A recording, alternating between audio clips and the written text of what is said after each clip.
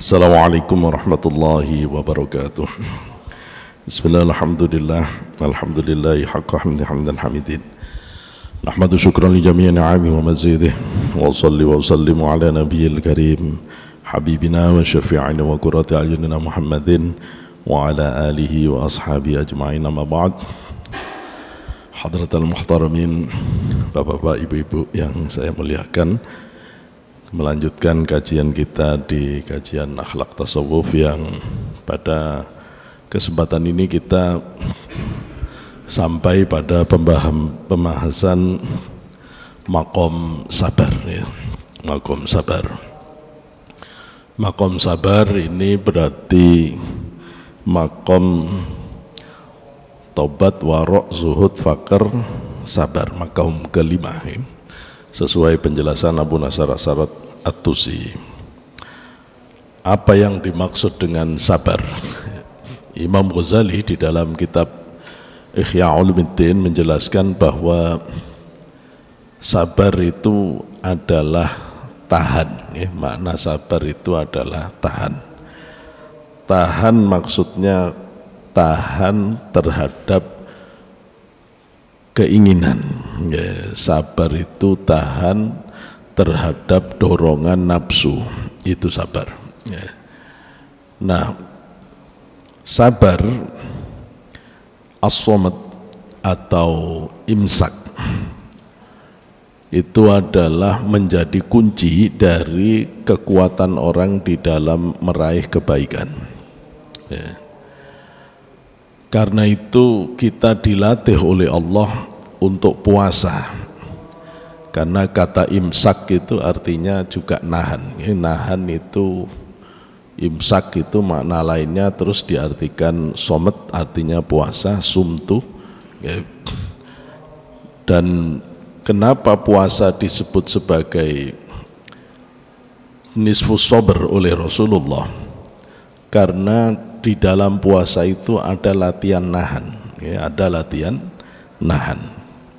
Maka orang yang sabar itu adalah orang yang kuat nahan ya, nahan hasrat keinginan, nahan emosi. Karena kembali diingatkan bahwa nafsu itu ada dua bagian, ada hasrat keinginan dan ada emosi.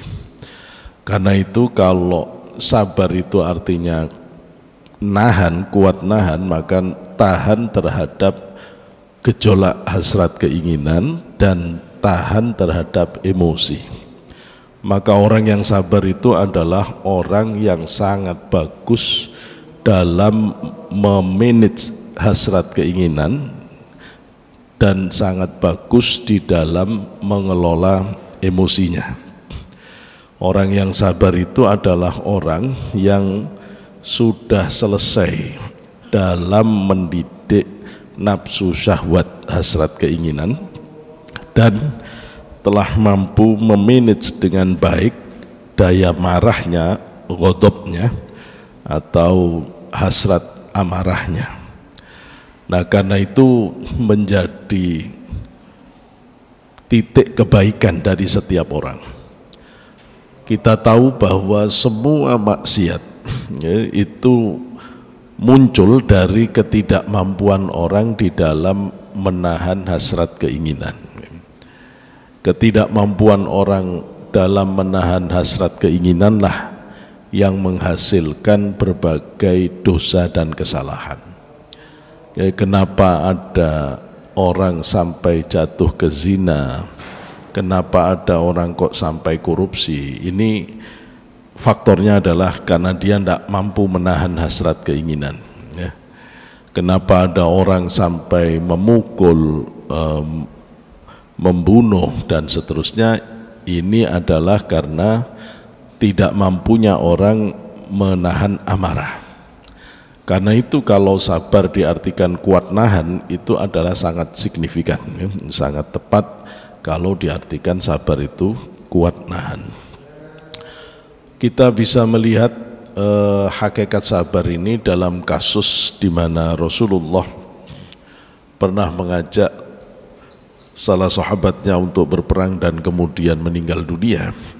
Saat itu Rasul mengutus sahabat yang lain untuk menenangkan istrinya, dan istrinya menyatakan bahwa penderitaan itu sangat hebat, sampai Rasulullah sendiri harus datang.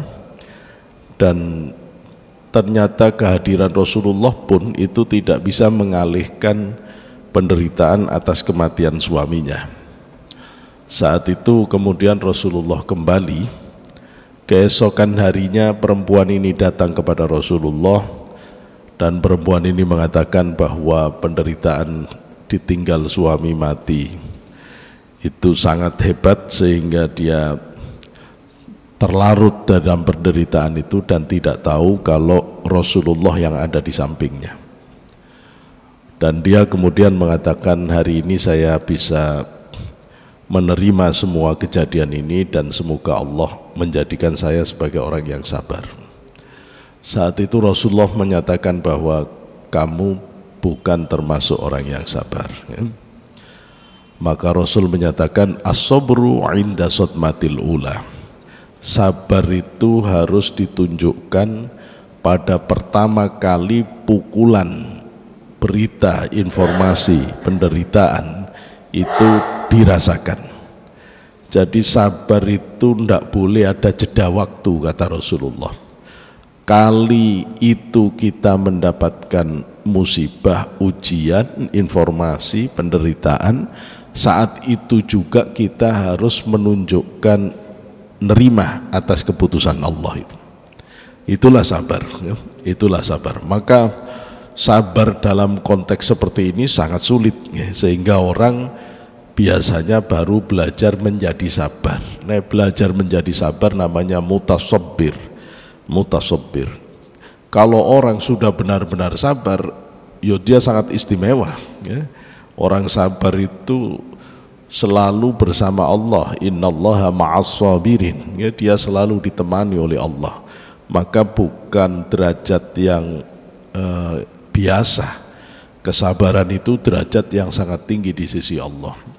Sementara kita sadar bahwa kita akan terus diuji oleh Allah di dalam kehidupan ini, tidak akan pernah berhenti Allah menguji dalam kehidupan ini. Di dalam surat Al-Hadid ayat 22 Allah berfirman, ma asaba min musibatin fil ardi wala fi anfusikum illa fi kitabin min qabli an nabra'aha inna dzalika 'ala Allah yasir. Ma asaba min musibatin, tidaklah menimpa satu musibah, kejadian, fil ardi, di muka bumi ini, wala fi anfusikum, juga tidak akan menimpa satu kejadian pada dirimu, illa fi kitabin, kecuali itu sudah ada catatannya, ada dokumentasinya di Lauhul Mahfuz, di dalam catatan Allah, min qabli an nabra'aha, sebelum Allah menciptakan segala sesuatu. Inna dzalika 'ala Allah yasir, sesungguhnya yang demikian ini bagi Allah mudah. Abu Thalib Al-Makki di dalam kitab Qutul Qulub, kitab ini sering dipegang Imam Ghazali dulu sebelum Imam Ghazali menjadi sufi besar, dan Ihya itu menggambarkan pola kitab Qutul Qulub, ya. Kalau kita mengkaji gaya penulisan Ghazali dalam kitab Ihya, Abu Thalib Al-Makki menjelaskan bahwa yang dimaksud min qabli an nabra'aha, sebelum Allah menciptakan segala sesuatu, itu adalah bahwa apa yang akan menimpa diri kita, apa yang menimpa bumi, kejadian-kejadian, musibah-musibah itu sudah Allah tulis, sudah Allah tetapkan maksudnya sebelum segala sesuatu terjadi, ya. Segala sesuatu terjadi. Di dalam ayat yang lain Allah menjelaskan, a'udzubillahi minasyaitonir rajim, walanabluwannakum bisyai'in minal khaufi wal ju'i wa naqsin minal amwali wal anfusi wath thamarat wa basyiris sabirin alladzina idza asabatuhum musibah qalu inna lillahi wa inna ilaihi raji'un ulaika alaihim salawatun min rabbihim wa rahmah wa ulaika humul muhtadun. Walanabluwannakum, dan benar-benar kami akan menguji kalian. Ini ada lam taukid dan ada nun disyiddah juga bimakna lit taukid, ya. Artinya di dalam hidup ini tidak ada orang yang hidup itu terus seneng tok, itu tidak akan ada. Pasti ada susah-susahnya, ya. Pasti ada susah-susahnya. Nah, karena kehidupan ini memang isinya ya seneng ya susah, ya seneng ya susah. Ya, seneng harus dihadapi dengan syukur, susah harus dihadapi dengan sabar. Dari prestasi susah seneng inilah, dari kemampuan kita menghadapi senang dengan syukur, sabar terhadap susah, itulah derajat akhirat kita akan kita peroleh. Kita ini ditentukan derajat akhiratnya dari cara kita menghadapi setiap kejadian ini. Dalam konteks ini hari ini adalah tentang kesabaran. Walanabluwannakum, benar-benar kami akan menguji kalian, kata Allah, bisyai'in, dengan sesuatu, minal ju'i, dari rasa lapar, minal ju'i, dari rasa lapar. Kita ini semua meskipun kaya apa, pasti kena satu keadaan yang kadang-kadang kita tidak bisa beli apa-apa, lupa tidak bawa makanan, akhirnya kita diuji dengan lapar, diuji dengan lapar.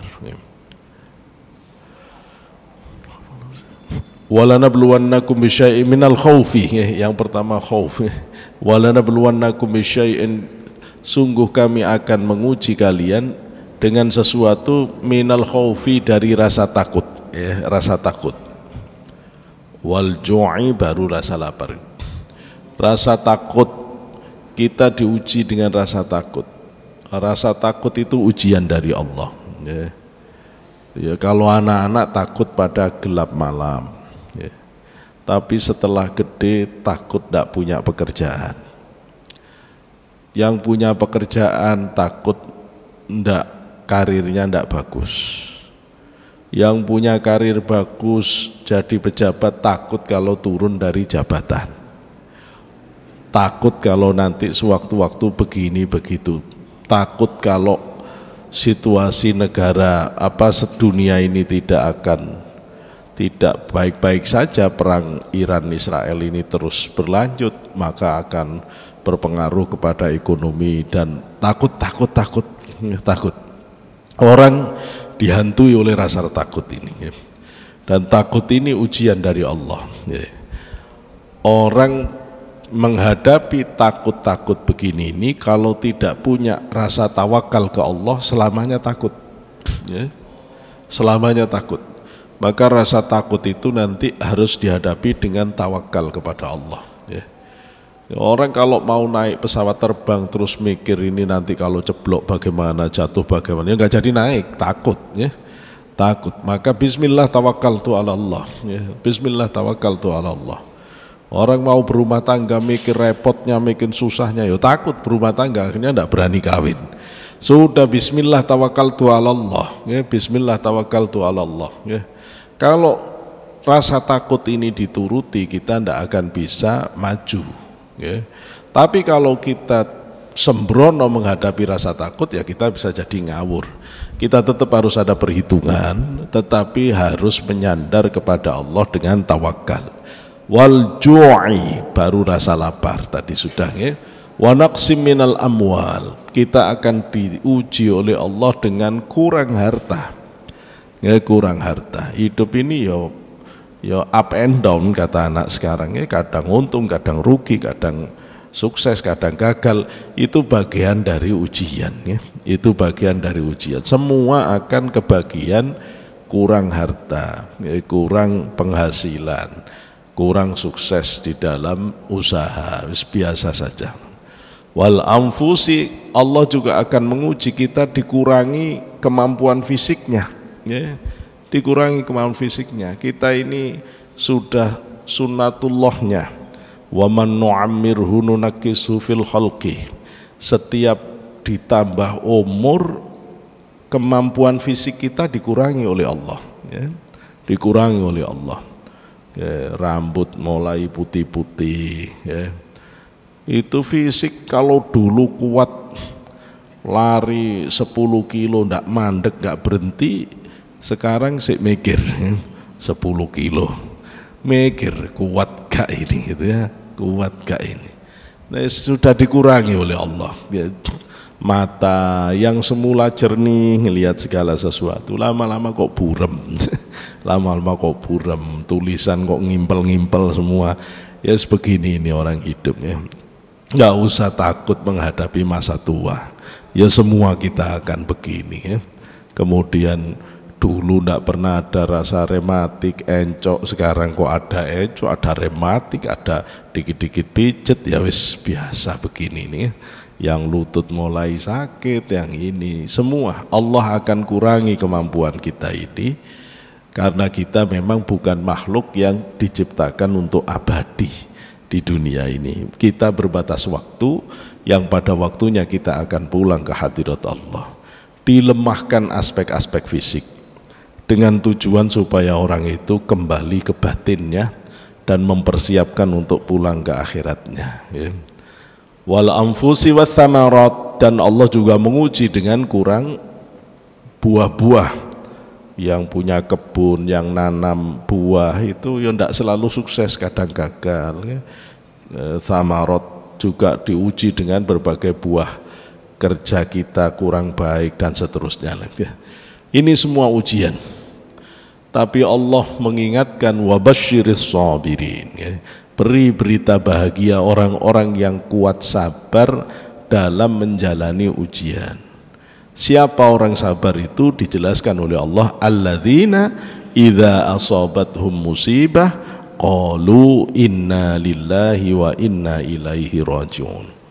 Orang sabar itu adalah alladzina, mereka orang-orang yang idza asabathum musibah, apabila dia tertimpa musibah, qalu, mereka akan mengatakan inna lillah, sesungguhnya kami ini memang milik Allah, wa inna ilaihi raji'un, dan sesungguhnya kami akan kembali ke hadirat Allah, ya. Ada seorang sufi yang punya anak bayi, terus dipelihara oleh pembantunya agak ceroboh. Waktu ngangkat penatu setrika zaman dulu itu kan dari besi, terus berat, ada arangnya, jatuh kena bayi itu mati. Begitu diberitahukan ke bapaknya bahwa anaknya yang baru dilahirkan tertimpa setrika klasik dan mati, kata bapaknya, yang punya memberi kemudian mengambilnya kembali. Loh, itu makna inna lillahi wa inna ilaihi raji'un. Ya cuma kalau kita nggak sanggup begitu itu, ya, belum waktunya. Dulu waktu Rasulullah putranya Ibrahim meninggal dunia, Rasulullah itu meneteskan air mata. Dan Sayyidina Umar itu menyinggung Rasulullah ini dan mengatakan, katanya nggak boleh bersusah-susah, gitu ya. Rasulullah mengatakan katanya harus sabar. Rasulullah memberitahu Umar, air mata ini bukan air mata tidak rela atas keputusan Allah, bukan. Air mata ini adalah air mata kasih sayang yang belum sempurna aku berikan kepada Ibrahim yang meninggal. Makanya nangis, yang nangis sewajarnya, ya gak apa-apa. Yang tidak boleh itu kalau orang meronta-ronta, ya, meronta-ronta. Orang meninggal ya ndak nangis ya gak mungkin, ya. Kalau ada anak meninggal gak nangis itu ya malah dicurigai tetangga, jangan-jangan dijadikan tumbal anaknya gitu. Ya sewajarnya ndak apa-apa. Seandainya kita sanggup sabar sesabar-sabarnya, tetap sebaiknya biarlah zahir itu dengan hukum zahir. batin misalnya tidak tersentuh oleh penderitaan, ya gak apa-apa, batin tersenyum, tapi zahir ya tetap saja menangis ya. Jangan sampai orang dalam penderitaan terus kok malah ketawa-ketawa, ya itu ya lucu ya, nanti dikira gila kita ya, dikira gila. Maka orang yang sabar itu orang yang mengembalikan penderitaan itu kepada Allah. Di sini bedanya cara pandang Islam dengan cara pandang non-Muslim tentang satu masalah, dan itu penting untuk kita ngerti. Di Islam kita itu kalau melakukan satu perbuatan dididik oleh Allah dan Rasulnya agar tidak mengakui perbuatan itu milik kita sepenuhnya. Kalau di dalam tasawuf bahkan kita tidak boleh memiliki perbuatan itu ya, memiliki perbuatan itu. Misalnya hari ini pada sukses wisuda terus ada yang jadi lulusan terbaik, tidak boleh dia mengatakan aku pinter, gara-gara aku belajar akhirnya aku jadi yang terbaik. Oh, tidak boleh begitu ya, tidak boleh begitu, itu namanya angkuh ya. Kalau orang itu mengakui kesuksesan itu miliknya, dia akan terkena sifat angkuh sombong, dan itu jelek. Kenapa orang angkuh sombong itu tidak bisa melihat karunia pertolongan Allah, karunia nikmat Allah yang banyak kepada dia, sehingga dia menjadi orang yang tidak bisa syukur. Kamu kira punya otak brilian itu beli di pasar, kamu kira itu bukan pemberian dari Allah, kamu kira diberi kesehatan selama kuliah sehingga bisa hadir dengan baik itu serta-merta tidak dari Allah, dan seterusnya dan seterusnya.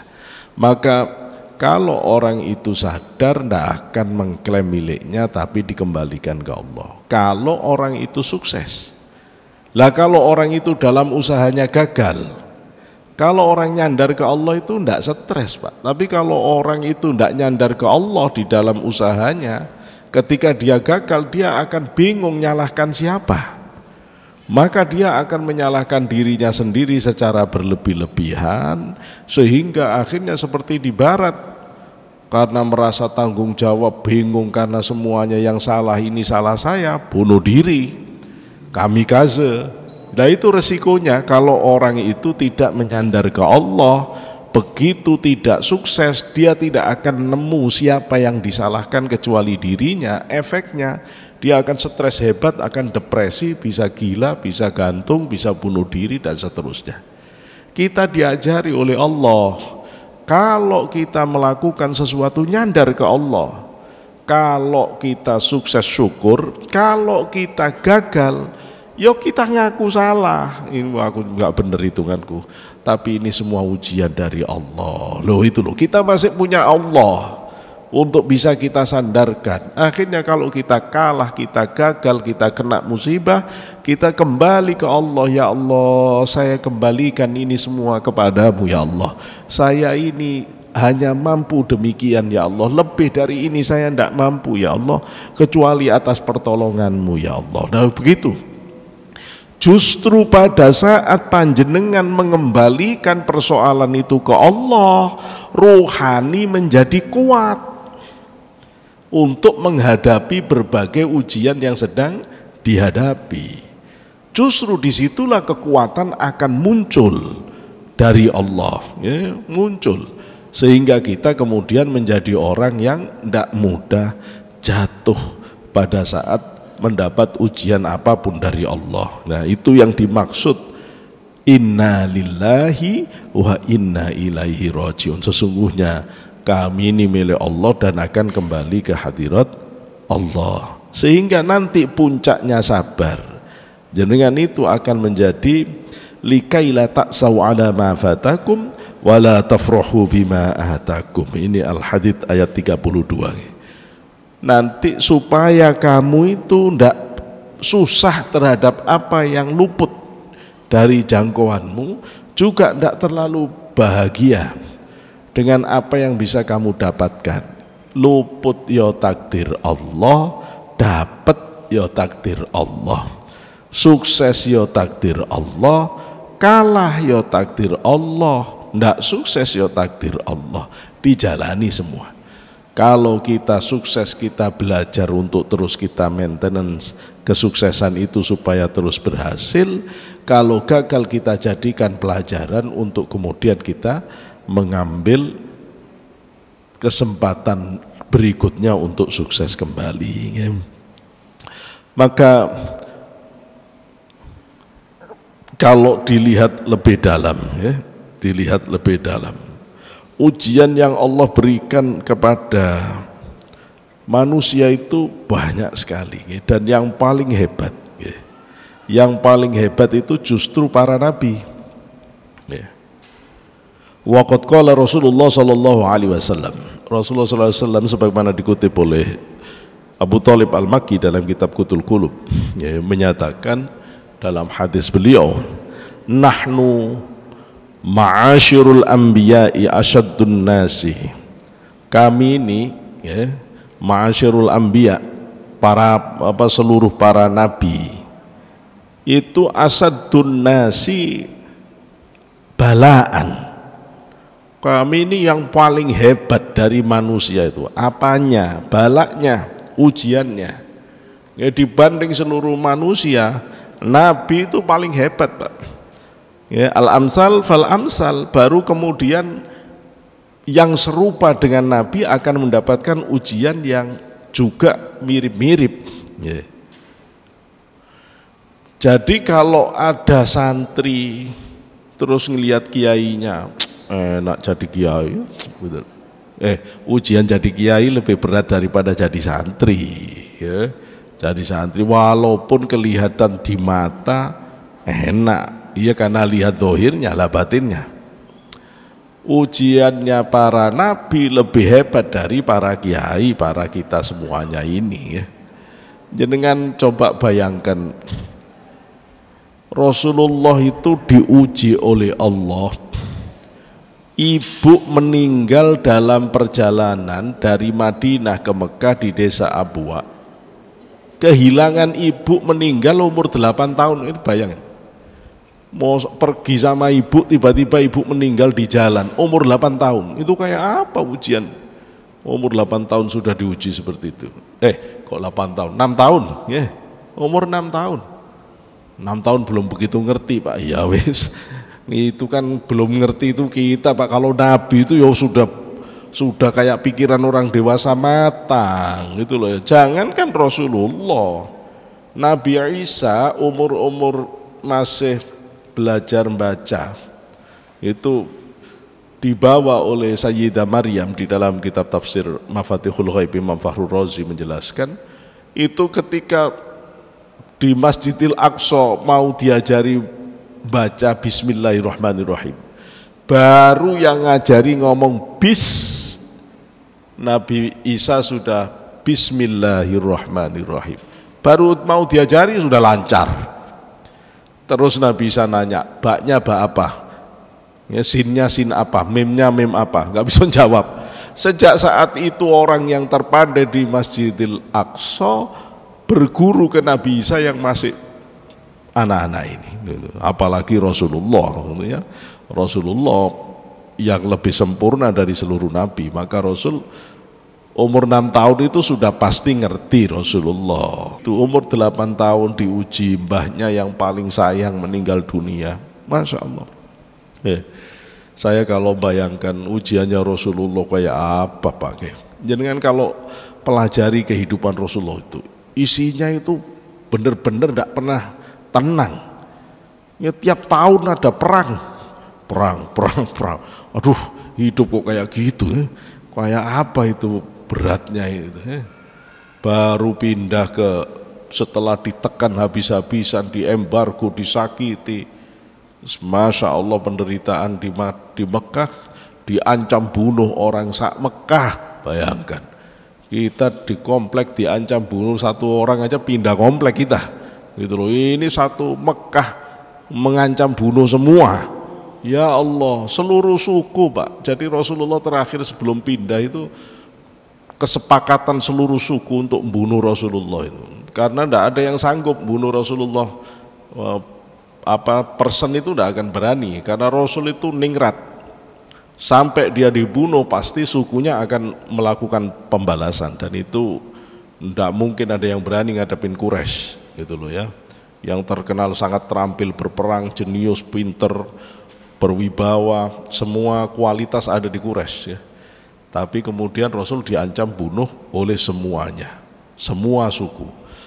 Kita bayangkan itu saja, kalau kita diancam bunuh oleh semua suku loh, kita bisa mati berdiri gitu loh ya.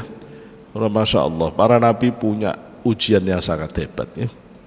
Nabi Ayub diuji oleh Allah, gara-gara Allah muji-muji Nabi Ayub yang waktu itu kaya ya, istrinya banyak, terus anaknya banyak, hartanya banyak.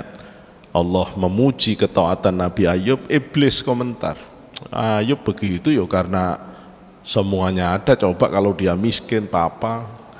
Allah ngizinkan, kalau kamu tidak percaya silakan diuji. Ayub itu bagus bukan karena dia kaya, bukan karena dia semuanya punya, bukan, karena memang benar-benar hatinya tulus ke Allah. Diuji ya. Diuji seluruh sawahnya, ladangnya dibakar habis oleh iblis dan setan. Kemudian rumahnya dirobohkan sehingga anak-anaknya pada mati semuanya, dan seterusnya. Istrinya minta cerai, kemudian diuji dengan sakit 8 tahun. Sakit yang membuat sampai terusir. Sampai hanya tinggal 1 istri, sampai istrinya tidak bisa lagi nyari penghasilan kecuali dengan memotong rambut untuk dijual untuk anak raja yang menginginkan rambutnya panjang, sementara dia rambutnya tidak bisa panjang-panjang. Pada saat itulah Nabi Ayub kemudian didesak, melihat istrinya yang sudah dalam keadaan kesusahan mencari sekadar sesuap untuk bisa dimakan. Baru Nabi Ayub yang didorong istrinya supaya doa supaya bisa sembuh. Nabi Ayub itu nanya begini, berapa tahun kita hidup bersama dalam kebahagiaan? Ngomong ya sekian tahun. Berapa tahun Allah nguji kesusahan? 8 tahun. Sik lamaan senengnya daripada susahnya, kata Nabi Ayub. Ya, akhirnya Nabi Ayub matur ke hadirat Allah, Rabbi inni massaniyadurru wa anta arhamur rahimin. Nabi Ayub cuma ngomong begitu, Pak. Rabbi, wahai Tuhanku, ini sesungguhnya aku massani, menyentuh aku apa ad-durru, penderitaan. Menyentuh katanya. Anak mati semua, harta habis semua, istri udah minta cerai semua, tinggal 1 itu. Nabi Ayub ngomongnya ke Allah itu sakit sudah tidak sembuh-sembuh seluruh badan. Ngomongnya ke Gusti Allah, aku disentuh penderitaan. Coba. Itu pun tidak langsung doa, langsung ditutup wa anta arhamur rahimin. Tapi kamu maha pengasih, maha penyayang. Masya Allah, itu Nabi Ayub. Begitu kuatnya batin Nabi itu ya. Maka ujian hebat Nabi, kita diuji juga oleh Allah, karena ujian itu untuk menentukan kelas. Ya, kalau orang tidak pernah diuji, bagaimana kelasnya? Nanti kembali ke surga, surganya ke yang mana? Ya, makanya orang harus diuji. Maka kalau kita diuji oleh Allah harus sabar. Karena tidak ada pilihan, orang kalau diuji harus sabar, kalau dikasih nikmat harus syukur. Allah ngasih nikmat sama ujian itu, Pak, kita tidak dikasih pilihan. La in syakartum la azidannakum wa la in kafartum inna adzabi lasyadid. Kalau kamu dikasih Allah kenikmatan, Allah menyatakan seandainya kamu dikasih kenikmatan, wajib syukur. Kalau tidak syukur diazab. Tidak syukur diazab. Sudah banyak nanti kita bahas bab syukur. Tapi kalau orang kena musibah, wajib sabar. Wajib sabar. Mal lam yasbir ala balai, fal yakhruj min tahtis samai fal yatlub rabban siwaya. Allah mengingatkan itu, malam yarda bi qada'i wa lam yasbir ala bala'i fal yakhruj min tahtil samai falyatlub rabban siwaya. Sapa yang tidak ridho pada ketetapan ketentuan hidupku, kata Allah, walam yasbir ala balai, dan tidak mau sabar atas ujian yang Allah bebankan, falyakhruj min tahtis samai, keluar aja dari kolong langit bumi ini, falyatlub rabban siwaya, cari Tuhan selain aku, kata Allah. Orang kalau tidak mau diuji suruh keluar dari bumi ini Pak, suruh keluar dari langit, bumi Allah, langit Allah. Kok tidak mau sabar sama ujian Allah, suruh keluar sama Allah. Masya Allah ya. Jadi memang harus sabar. Tapi nanti pada ngaji berikutnya saya tunjukkan kenapa harus sabar. Sabar itu Pak, kalau orang sampai diuji oleh Allah sabar, di dalam hadis Rasulullah menyatakan Allah malu mengadab dia di akhirat ya. Dan dipastikan orang yang sabar atas ujian Allah itu surga. Orang yang sabar diberi penyakit oleh Allah, kata Rasulullah, maka akan diganti kulitnya dengan kulit yang baru, darahnya dengan darah yang baru. Orang yang sabar dengan segala ujian, Allah sudah siapkan pahala yang besar ya. Maka sabar itu adalah cara untuk mengganti semua kesusahan menjadi kebahagiaan fiddini wa dunya wal akhirah. Saya kira ini yang bisa disampaikan dalam keterbatasan waktu. Mudah-mudahan berikutnya kita akan mendalami lagi tentang persoalan tingkatan-tingkatan sabar dan pahala kesabaran. Wa akhiran wallahu muwaffiq ila aqwamit thoriq. Wassalamualaikum warahmatullahi wabarakatuh.